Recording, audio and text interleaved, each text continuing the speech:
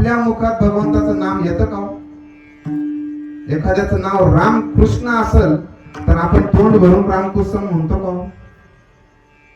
राम की स न सोपा शब्द आहे, पण आपण न्या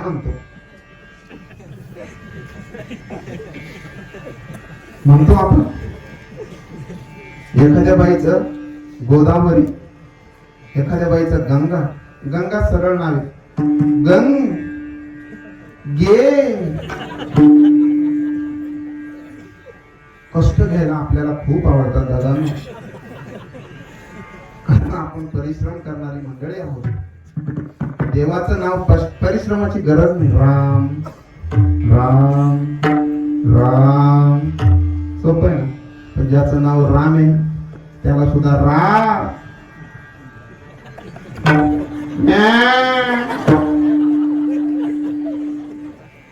स्वभाव आहे आपण.